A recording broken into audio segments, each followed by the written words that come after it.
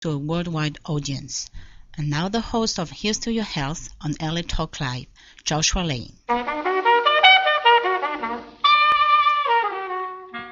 We're back. Thank you for tuning in to this edition of Here's to Your Health on the LA Talk Live television network.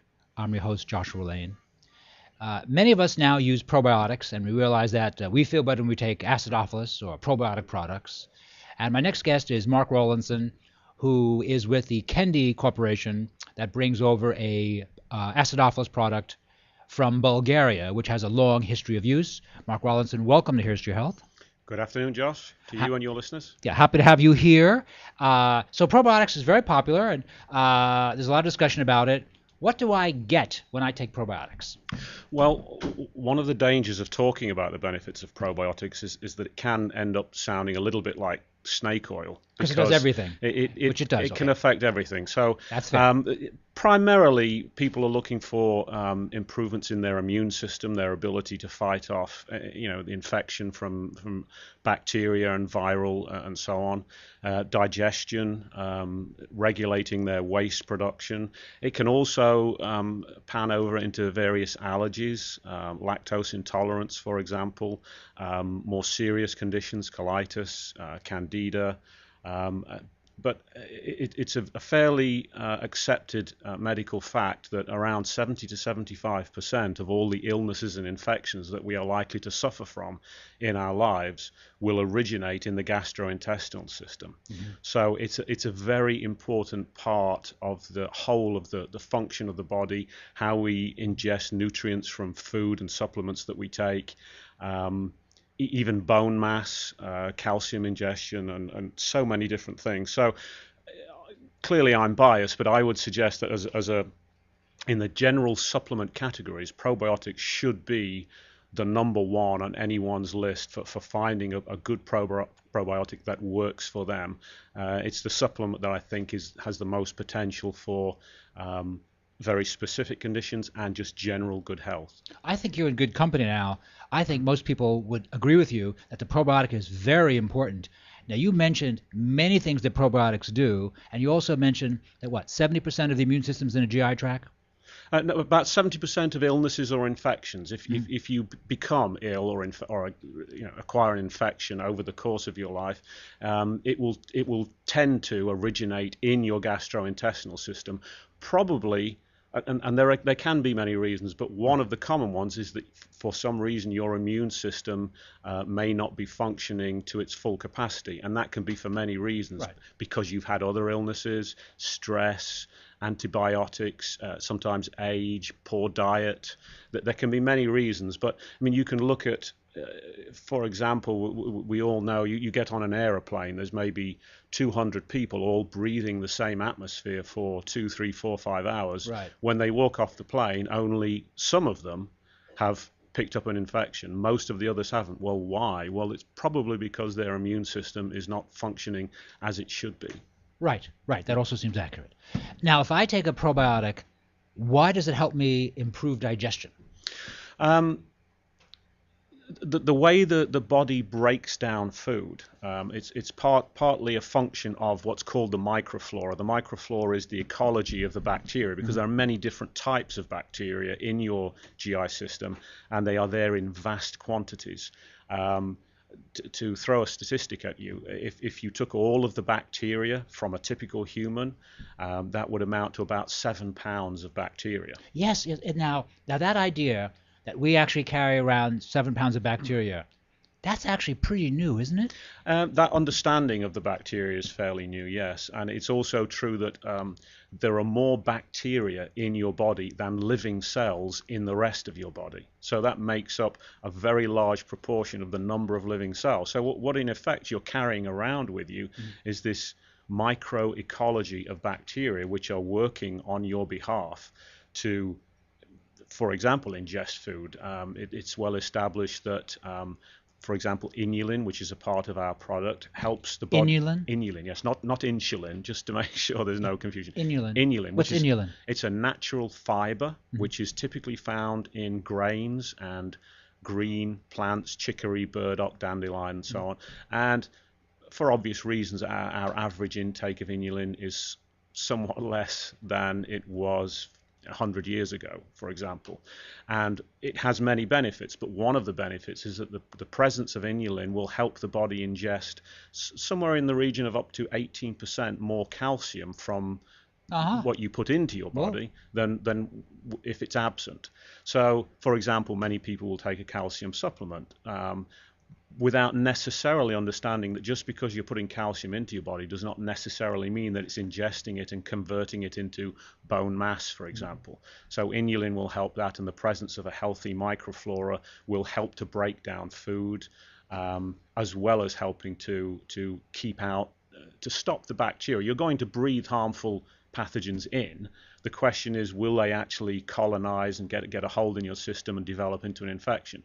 And the bacteria are what prevent them from doing that. And what foods, you mentioned burdock and chicory, what other food has a lot of inulin? It's mainly a grain product, so Grain, eating any product so with brown rice wheat and rice, wheat, any product like that comes from a grain source. And the idea of the use of probiotics, the things that most of us know now in 2013, was any of this really known in 1999?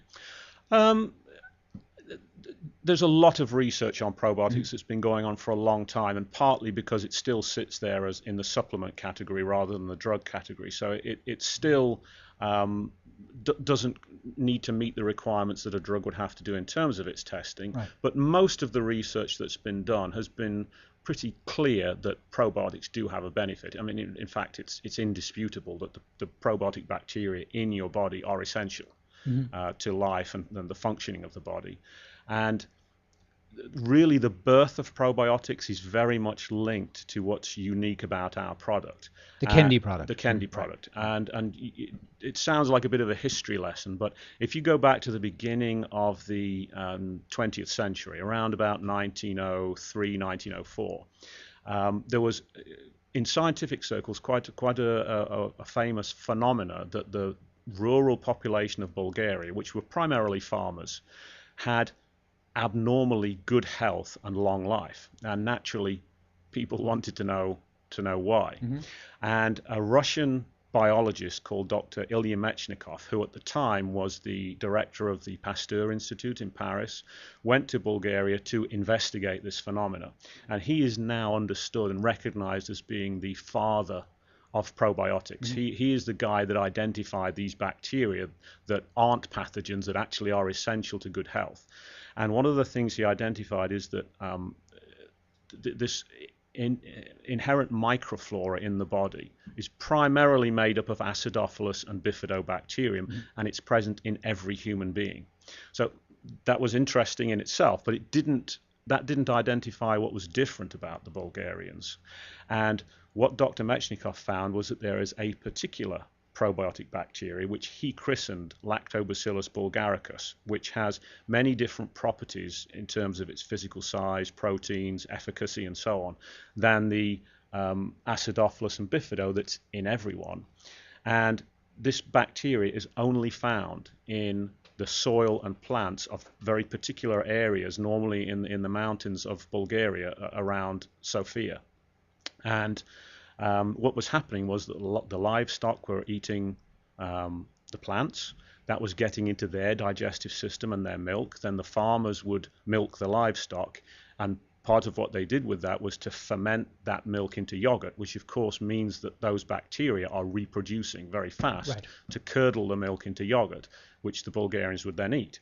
So the Bulgarians were the only people on earth whose daily diet consisted of large quantities of Lactobacillus bulgaricus. And Dr. Mechnikov published his findings in a number of scientific papers and a book called The Prolongation of Life, which is still in print. And he also won the Nobel Prize for Medicine in 1908 for his work.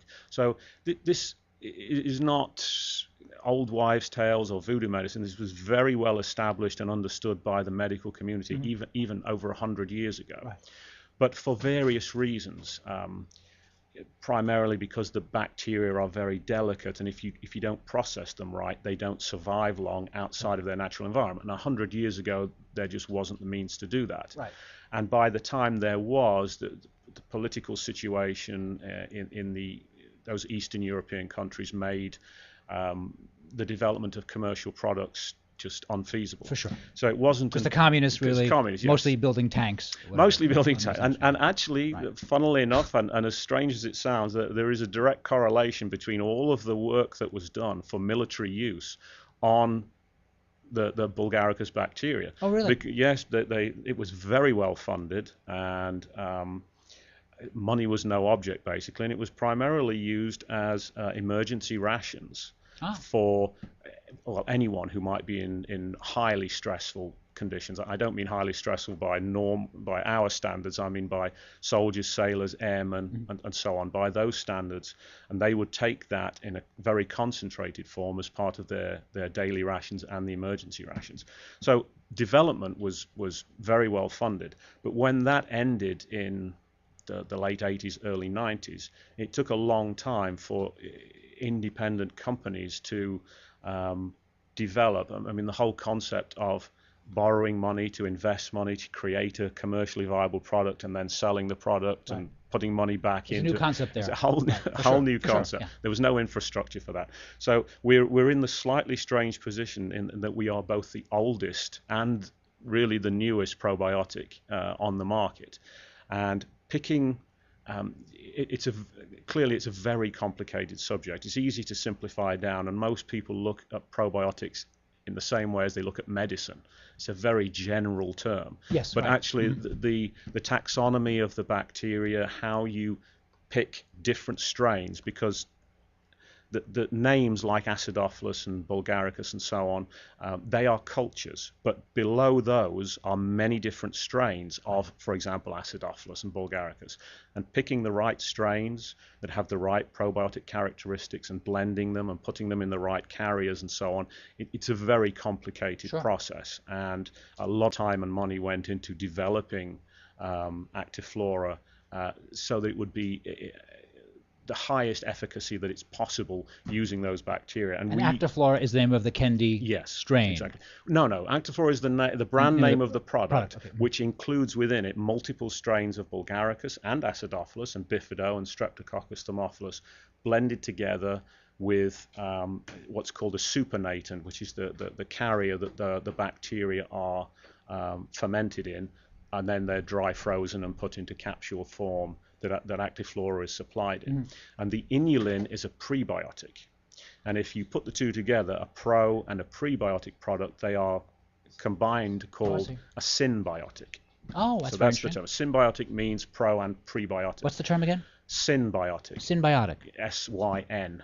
Yeah, synbiotic.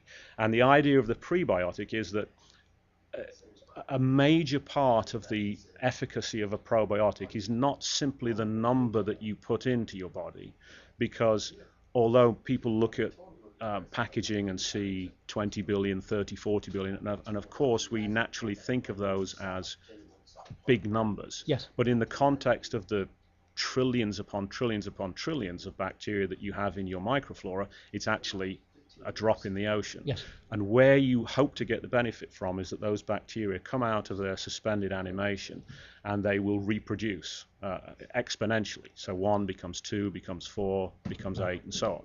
So it's the reproduction that's really critical to getting the quantities that will make a difference.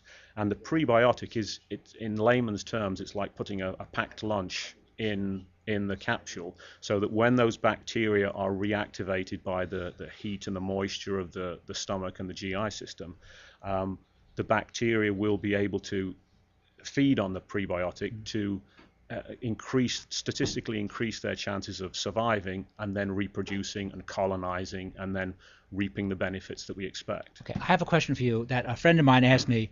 I did not have an answer for this, and I thought it was actually a very good question. The friend asked me, he said, okay, but so if I take a probiotic, okay, fine, I see the science, I need it, I take it. But if indeed it does reproduce in my body, why do I need to take it more than once? And I thought, I don't have a great science background, and I thought, seemed like a fair question, because I take probiotics every day, and I really personally need them. I do better on them. But why can't I just take them once, and then I'm good? Why? Well, that depends on the bacteria. Right. As I mentioned, Acidophilus and Bifido are certain strains of those are indigenous to the human body, so they will be there in some quantity throughout your life. Now, Bulgaricus is not. It's not indigenous, and it won't colonize for forever. So, for example, if you went on a course of our probiotic, you would see Bulgaricus appear in your stool, in your body, if you were testing for it. But then if you stopped taking it, the Bulgaricus and Streptococcus bacteria would have disappeared typically within 10 to 14 days. I see. Okay. So those particular bacteria don't colonize long term, so you want to keep replenishing them. But another point would be, if we all had the ideal lifestyle with the perfect diet, and we were all 25 all the time and never suffered from any stress and never got any illnesses and so on, then I'm sure our microflora would be healthy and stay healthy. Gotcha. Mm-hmm. But it doesn't, of course. It dissipates.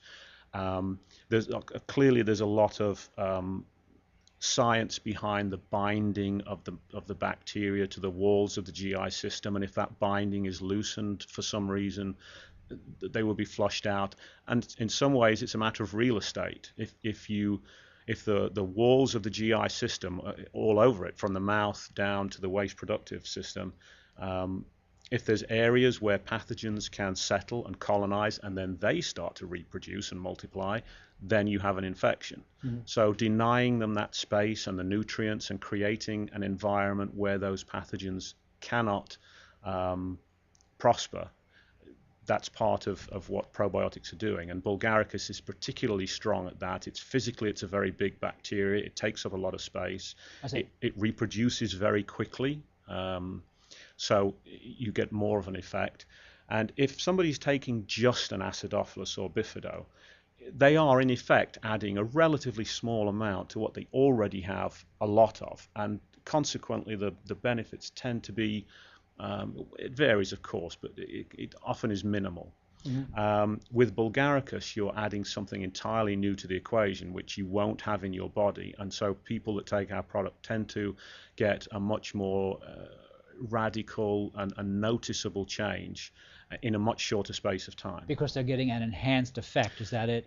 Because of the nature of the bacteria themselves and how they work, and then there are bacteriocins, immunoglobulins, proteins, and so on, which collect around like a shell around the bacteria themselves, and you'll get a benefit from that. They will also have a very I hate to use the word holistic, it's a bit of a buzzword, but it very much is a holistic benefit in that they're not only benefiting because they are present in your body, they will also increase the binding characteristics and the functionality of the Acidophilus and Bifido, which are already there. So it's a multi-level benefit. Sure. And the answer to the question originally is you need to keep taking that to keep the bacteria present in the human body. And the individual who has a history of taking a lot of antibiotics, which turns out to be a lot of us, I'm in that category, that individual really seems to benefit from taking probiotics. Well, yes, I mean, antibiotics are often necessary, right. But they can do harm as well, and they tend to dissipate the good bacteria as well, and that's why people often will find that they're more prone to infections and illness after a course of antibiotics. So that's a good time, but after or during a course of antibiotics is a good time to be taking a suitable probiotic supplement, but not only then. I mean, I would encourage anyone, even if it's not our product, heaven forbid. Right. If somebody has a probiotic, is there another product? No. There are one or two. Okay. If somebody is reaping a benefit from a probiotic, they should keep taking it, because it's not something you can just take and then hope everything will stay perfect from then on in. It doesn't work like that. And why would I use the Kendy, and how much do I use? Let's say someone stepped on a nail and they get a course of antibiotics. How much would an adult, male or female, use of the Kendy product, of the Kendy capsule? Talking in generalizations, yeah, general terms, typically we would encourage people to take what we call a loading dose, because you're starting from zero.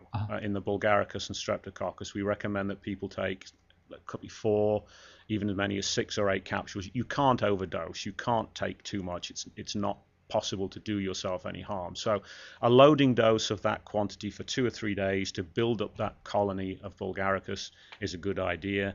Typically then people would take that down to 1 a day. Now that can vary for people taking it for very specific conditions. So I would encourage anyone to play with the quantity until they get the minimum that works for them. But typically 1 a day should be more than enough, because we do have a very high count of bacteria at 45 billion. 45 billion? 45 billion. Yeah. Right. And now a numbers game is misleading. You can't automatically say that a probiotic with 20 billion is twice as good as one with 10 billion. Right. It's more complicated than that. As I said, the efficacy of the bacteria, the capacity to reproduce exponentially and so on, these are all major factors. But assuming you have the right bacteria, then the more of them you put in your body, the better, because the more of them will survive and reproduce and so on. You get that knock-on benefit. So the reproductive capacity of the Bulgaricus is extremely good. The inulin is a great aid to that. One of the key elements of our products compared with some other probiotics is that we don't use enteric coating. As far as we are concerned, the use of enteric coating is there to compensate for using the incorrect bacteria. Because those probiotic bacteria should be all the way through your gastrointestinal system, from the mouth all the way through to the colon, the lower intestines, and so on. So your sense of it is that there's the enteric coating is there for what reason? To delay the breakdown of the physical capsule that the bacteria are housed in. It will delay the breakdown of that capsule and the release of the bacteria until they get into the intestines, out of the stomach, that is. But I mean, clearly nature doesn't enteric coat anything. Right. And equally, I think it's fairly well understood that the history of probiotics is linked to yogurt, and clearly yogurt isn't enteric coated. And so if you have the right bacteria, then you want it to be colonizing in across as much surface area of the GI system as you possibly can, and not limit it to very small areas. And that's one of the benefits of our product, is that you will get that the colonization across a very wide range of the body. And many people will break open our capsules and sprinkle the powder into whatever you want: water, milk, yogurt, food, and then of course you're getting it from the mouth onwards. And Kendy, how long has Kendy been available? Is Kendy available in Europe and the United States? Or? Yes, it's available all over the world. In the United States, it's been available since around 2004. In 2003, we had to register our particular strains of bacteria with the FDA. Because the regulations are that if you have a product or ingredients which have not been available in the US prior to, I think it was 1994, you have to register them. And we had to do that because our bacteria strains are unique. So we did that in 2003, and the product was available from 2004 onwards. It's been available in Bulgaria for many, many years, and most of Eastern Europe. It's now spread out into Europe and Asia. And for any of you viewers that don't know, Bulgaria has been part of the European Union since, I think it's 2009. I may have that year on, but somewhere at 2008 or 2009. So all of the manufacturers, including supplements, drugs, OTCs, and so on, in Bulgaria have to meet exactly the same standards as the UK, Germany, Switzerland, and so on. Very high that's good to know, because people are always wondering if it doesn't come from the United States, are the standards good? And that seems like a very fair thing to worry about. Yeah, well, Kendy themselves had to invest an awful lot of money to come up to the European standards and meet them, which they were doing for years in advance of Bulgaria's entry into the EEC, because obviously people knew it was coming, and manufacturers of all kinds were given a number of years to come into line with the regulations so the transitions would be smooth. And that's what Kendy were doing for a large part of the early 2000s, of investing to meet, as I say, the same standards as Switzerland and Germany and so on, which are recognized, I think it's fair to say, as, if not the highest, then certainly right in the top echelon of manufacturing. Everyone loves German products, obviously. Great product, great scientific products. So again, what is the strains of bacteria, if I'm using that term correctly, that I get in the Kendy Acidophilus? They're actually listed on the bottle. They have names that are linked to they're actually protected under the laws of product copyright in Bulgaria. They're registered in the Bank of Microorganisms. You can't actually patent a bacteria. It's not, but the way that you process it, yes, and the carriers that you use and the final product can be. So those particular strains are registered in the Bank of Microorganisms, and they are unique, and the processes that we use in them are completely different to any other probiotic on the market. You touched on this issue at the beginning. If most consumers go into a pharmacy or a health food store and look at probiotics, it looks like there's a very broad range of options. Yes. Many different labels and formats and prices and numbers and so on. But actually, if you dig a little deeper and you look at them, you'll find that they're all either totally made of Acidophilus and Bifido, or primarily, and even the blended ones, if they actually break down the numbers of the different cultures, you'll see that the vast majority are Acidophilus and Bifido, because they are the easiest to get, they're the most plentiful, they're the most economic to put into a product. But our position would be that whilst we're not saying that's without benefit, we're saying that's not likely to have as much of a benefit as taking something which is proven to be have greater efficacy as a probiotic in many different characteristics. And when you're adding something new to the body that you haven't had before, naturally you would expect it to be a more radical change. And where can I buy these Kendy probiotics?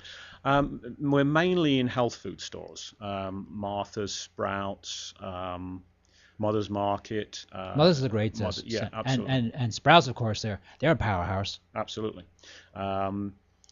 Super supplements up further up the northwest coast in Washington. They're listed on our website. You can see the retail outlets. We're on a number of online retailers as well. You can also get them direct from Kendy. So why don't you tell us how we can get them? Give me some contact info.